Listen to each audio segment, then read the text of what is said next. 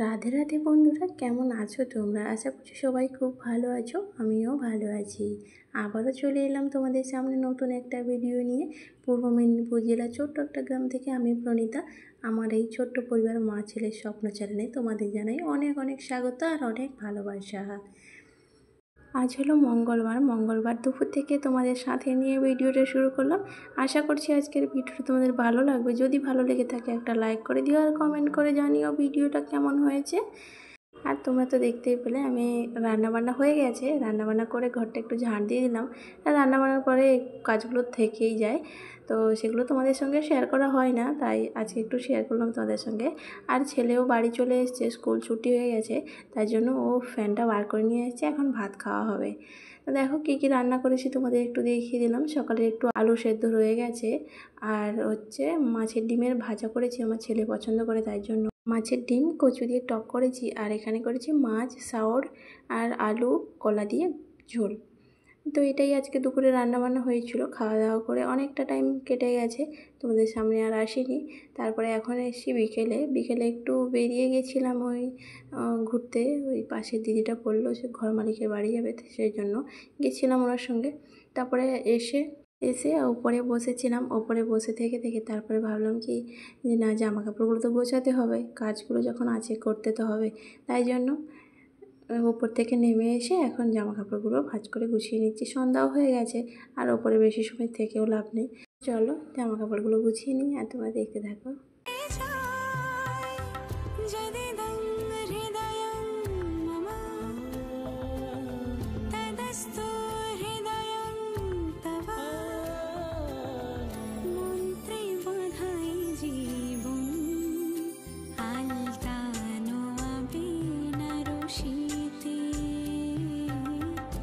আর এদিকে জামা কাপড় গোছাচ্ছি। ছেলে এসে জিজ্ঞেস করছে যে মা সন্ধ্যা দিয়ে দেবো?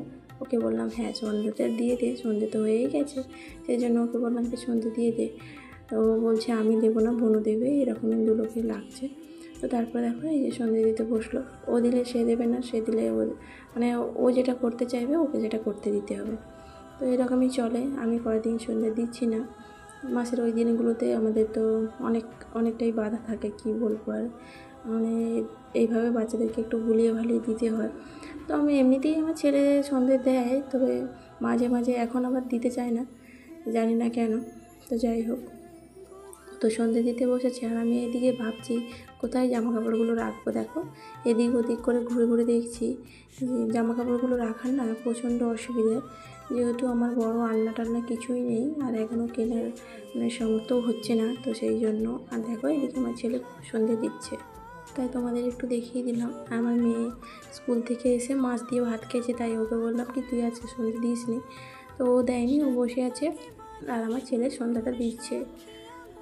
তো এইভাবে বাচ্চাদেরকে এখন থেকে যদি একটু আধটু মানে নিয়মকানুনগুলো শিখিয়ে রাখি, তাদের ওদের একটু সুবিধে হবে। কারণ আমরা যেভাবে শেখাবো ওদেরকে তো ওরা তো সেভাবেই শিখবে, তাই না? তো তারপরে অনেকটা টাইম কেটে গেছে, ওরা টিউশন চলে গেছে, ওদেরকে হরলিক্স করে দিলাম। আর ওর মাঝখানে তোমাদের দাদাভাইও এসেছিলো, আমি সবাই মিলে চাটা খেয়ে নিয়েছি। তারপরে ওরা চলে গেছে। তা এখন আমি আমার জামা কাপড়গুলো গুছিয়ে নিচ্ছি, মানে আমাদের জামা কাপড়গুলো গুছিয়ে রাখছি। দেখো কোথায় রাখবো ভাবনা চিন্তা করতে করতে এখানে ভাবলাম কি এই জায়গাটায় রাখি। এই জায়গাটায় এমনিতেই শাড়ির ঘেরা দিয়ে রাখতে হয়, জামা কাপড়গুলো এমনি ওই দড়ির মধ্যে রাখি। তাই ভাবলাম কি একটু যদি মানে পাট করে রাখা যায় তাহলে সুবিধাই হবে। তো সেই জন্য দেখো যে ভাবনা সেই কাজ, একটু বুদ্ধি খাটিয়ে যদি এভাবে কাজগুলো করে নিই তাহলে আমারও সুবিধা, আর আমার ঘর ছোট হোক আর যাই হোক জিনিসগুলো রাখতেও কোনো সমস্যা হবে না। সেই জন্য দেখো এইভাবে করে রেখে দিলাম, যতটা পেরেছি এভাবে করে রেখে দিয়েছি। আর সাথে সাথে বিছানাটাও সুন্দর করে গুছিয়ে নিয়েছি, যাতে এসে আর কোনো সমস্যা না হয়। আর এখানে এখন টেবিলটাও গোছাতে হবে। আর দেখো তারপরে এলাম একদম বুধবার দিন। এখন দেখো কি বৃষ্টি হচ্ছে। তো এখন প্রায় 10:30 মতো বাজে।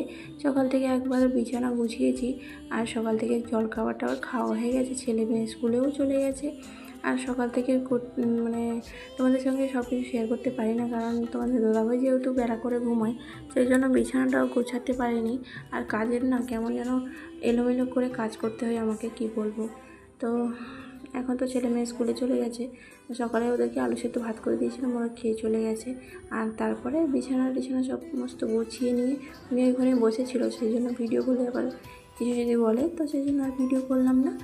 একদম সব কিছু গুছিয়ে সুন্দর করে রেখে তারপরে রান্নাঘরে চলে এসেছি। রান্নাঘরে এসে এখন রান্না করছি। বেগুন ভাজা করলাম, বেগুন ভাজাটা হয়ে গেছে। আর গোল গোল বেগুন নিয়ে এসছে ভাজা খাবে বলে, সেই জন্য বেগুন ভাজাটা হয়ে গেছে। বেগুন ভাজা আমারও খুব ভালো লাগে। আর এখানে করছি পটল আলু মাছ দিয়ে ঝোল করব, এটাই আজকে রান্না হবে। তবে রান্না আরও চিচিঙ্গা কেটেছিলাম তরকারি করবো বলে, তো বললো কি চিচিঙ্গা তরকারি করতে হবে না, রেখে দাও, অতগুলো তরকারি করতে হবে না, একটা তরকারি করলেই হয়ে যাবে। সেই জন্য ওটা আর করলাম না। আর এখানে ডালও বেটে রেখেছিলাম, ডালটা কালকে ভিজিয়েছিলাম রাত্রেবেলা করবো বলে, তো রাত্রেবেলা ডাল মানে পেঁয়াজ ছিল না ঘরে, তো সেই জন্য ডালটা আর বড়া করিনি কালকে রাত্রে। তো আজকে আর করবো ভাবলাম, বললো না করতে হবে না, সেই জন্য রেখে দিয়েছি। আর এদিকে তরকারিটা তুলে দিয়ে আমি এদিকে বাসনগুলো ধুয়ে নেবো এসেছি। আর এই যে সবজিটা কেটে রেখেছিলাম রান্না করবো বলে, ওটা তো রান্না করতে না বললো, এই জন্য ধুয়ে এখন ভিজে রাখছি। কালকে যেহেতু মানে বৃহস্পতিবার, তো ওগুলো তো পেঁয়াজের ছোঁয়াছুঁই লেগেছে, সেই জন্য ধুয়ে রেখে দিলাম, জানো তো।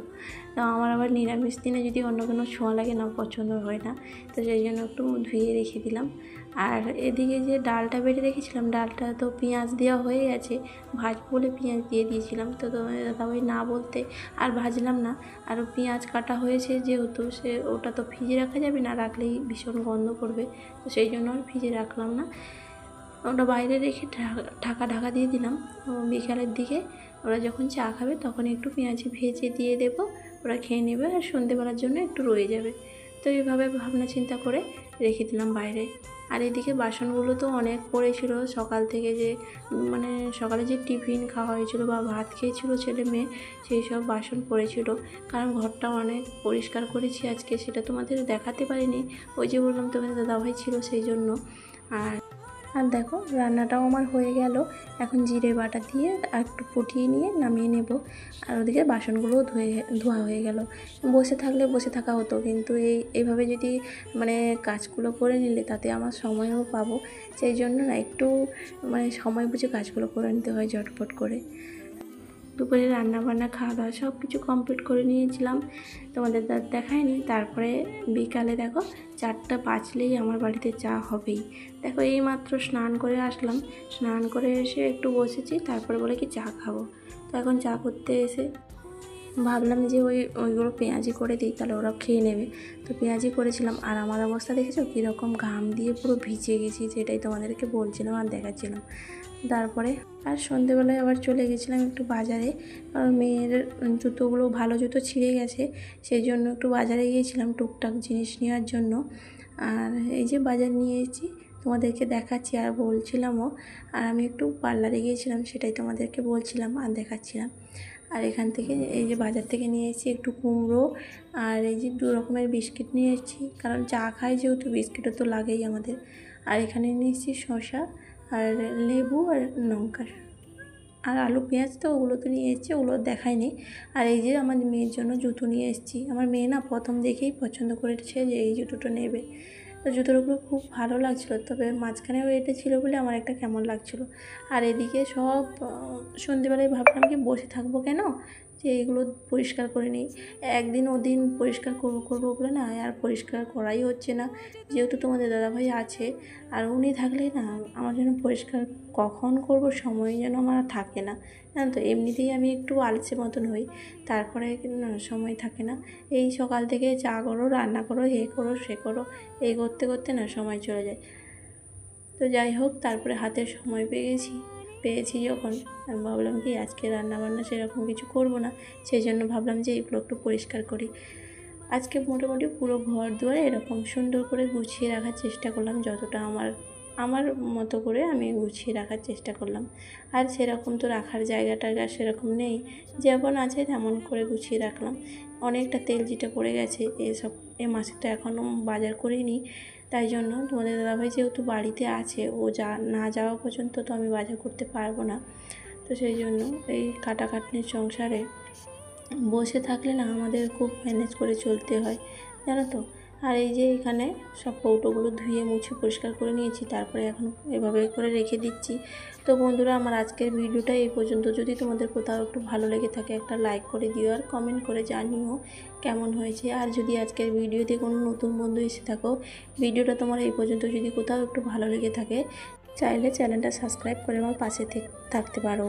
আর যারা আগে থেকে এই কাজটি করে রেখেছো তাদেরকে জানাই অসংখ্য ধন্যবাদ আর অনেক ভালোবাসা।